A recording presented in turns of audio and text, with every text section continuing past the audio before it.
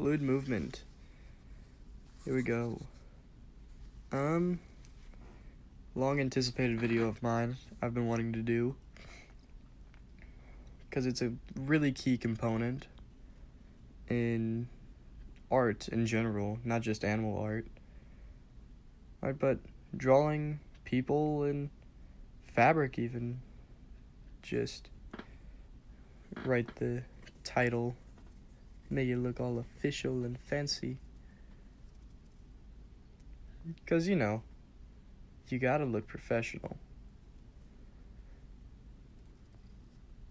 And where to start? Think I'm gonna start by explaining. Fluid movement is important because to get a good animal pose, you're gonna need movement that flows, doesn't feel too stiff. If so, they'll translate to each other, and we'll go over that briefly, but fluid movement needed for animal poses, just keep that in the back of your mind. I'm going to start by drawing an elephant head, because I think one of the best examples of fluid movement is an elephant trunk. And get this done real fast.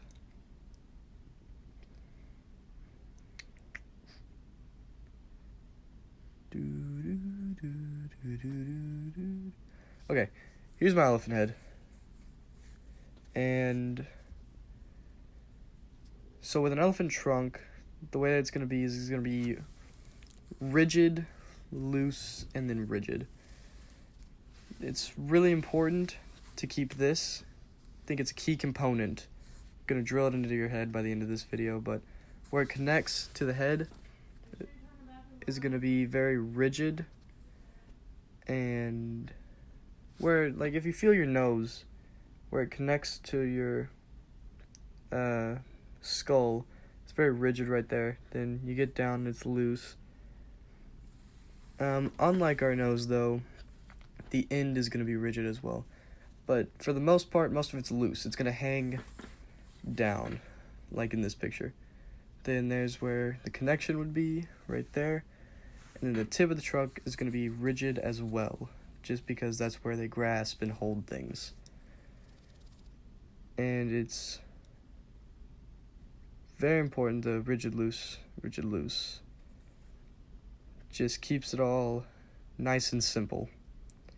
For a simpleton like me, it's easier to remember rigid, loose than a bunch of other stuff, because this is just the basics.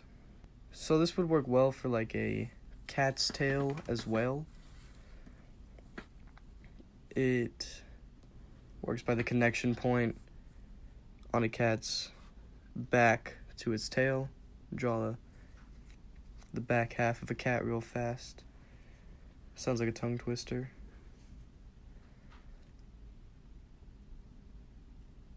And we're going super fast, nothing fancy.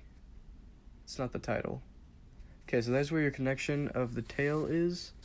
Rigid, tail comes down, hangs low, it's loose with enough rigidity to keep it going. And the back of the tail is also very loose. This is very rigid, not very loose. A lot of movement and emotion can be done in the tail. Oh, right there. Tails and trunks, I think, are really good to practice fluid movement. Because, I mean, as much as I'm showing you on here, it's not going to be perfect, because it really depends on the specific piece that you're doing, the art piece. And it's going to vary between people. If this doesn't work for you, then, and sorry, I wasted 20 minutes of your time. But elephant ears are a good example as well. Like trunks and tails, very long and flowing, but ears also connects up there where the cartilage is. And then as you get further down the ear, it flows more. It's more like more long, more big and flowing. Sorry, it's my chair squeaking. WD-40, that thing later. But your ear flows as you get further down, because less connection to cartilage. The only exception is that a dog's tail would be, like, most tails are flowing and long, but a dog's tail is generally rigid. Tails are a good source of emotion. Go over that when I do emotion as a video. But starting with movement, because to get emotion, you got to get movement. But as you can see, dogs' tails usually are up and wagging, showing that they're a good boy. And all these things share the rigid, loose, rigid spectrum, except for that exception over there, the dog's tail. But like wolves have sort of a flowing tail. Okay, so putting this together, we're gonna do a bear. Do a running bear. Sketch this up real fast. Very poor sketch this will be. Still trying to figure out bears, because I am by no means a professional. I am just a guy in a desk. Guy and a desk. But you can see the front leg, back leg sort of coming together. It vaguely resembles a bear. Enough to where I could probably get away with it, but not high quality by all means. But I am still going to take a long time drawing it though, because I am not good at drawing bears. Maybe I'll figure it out, but as of right now, bears are not that good. Okay, now that we got my bear right here, gonna show that movement again, the rigidity and looseness. There we are, drilling it into your brain again. Your back and neck and head are gonna be rigid, because when you're running, that's where you're gonna get your balance. How you're gonna stay as where all those muscles will tense up in the shoulders and such. Speaking of the shoulders, they're gonna be rigid as well. Not as rigid as the back, but they will be rigid. Just so you can get that movement of shoulders and hips. But yes, shoulders, and then goes down, get more loose, and tighten up again with the paws. And I'm not going to say it again, but you already know what it is. Yep, rigid, loose, and rigid. Because that is the only thing you must know. If you take nothing away, just know, no rigid, loose, rigid. It will help. And as I'm talking about something in this segment, how's your day been? That's good to hear. And, oh, I'm sorry to hear that. Hope this video can help you with animals and just make you feel a little bit better. Just in general. And voiceover is fun because I still don't know what I'm saying. But I believe we're about to move on to animal poses. This is by no means professional channel here. We are all about the jokes and aha funnies. Okay, here we are. So, animal poses. We're gonna do a big cat for this, like a panther. We'll do a panther. Panthers are cool. If you think so, if you don't think so, you are wrong. No, I'm joking. But we got the shoulder is what I like to start with, and then go back, do the sort of arching back, then get the butt right there, the buttocks, and we got our neck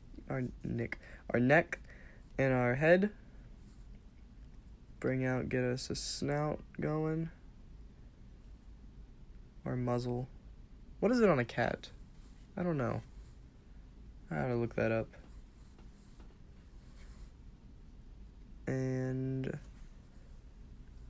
so with a panther, with a specifically panther or a cat laying down in general, if you apply the same, just you have to figure out where your leg's gonna go.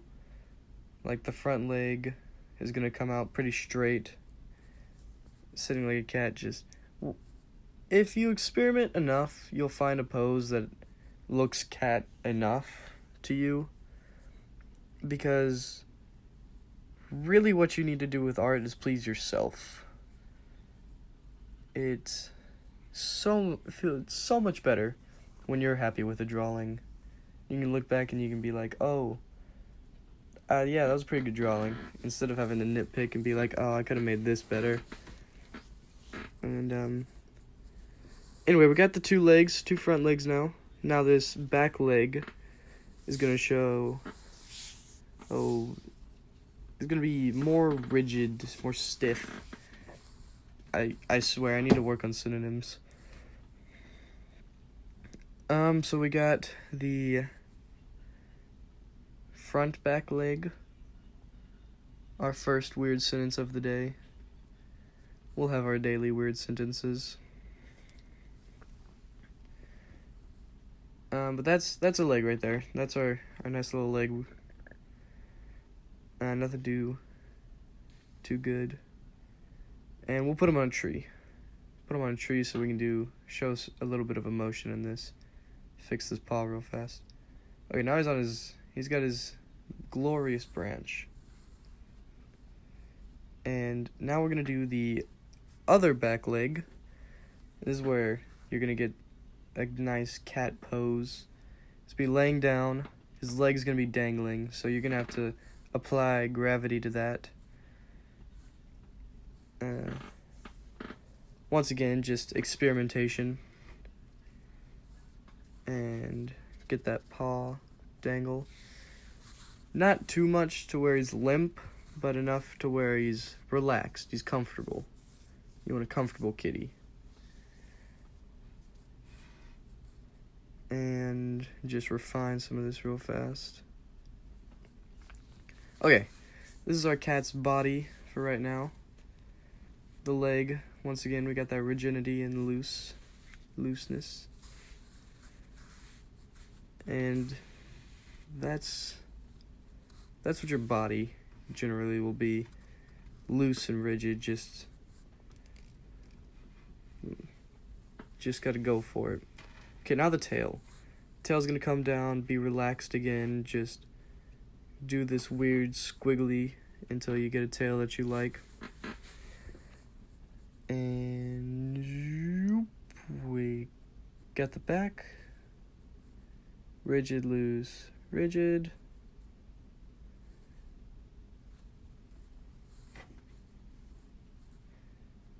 And overall, you just gotta experiment, go with your gut till you get it.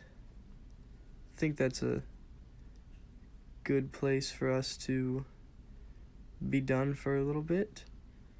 Might wrap up this video right here. Thank you for watching.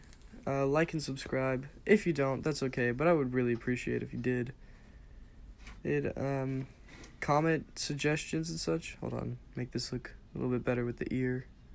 Refine it up a little bit while we're waiting. Anyway, go like, subscribe. I hope you use this in your art. Hope this was helpful. Hope you have a good day. See you guys next time.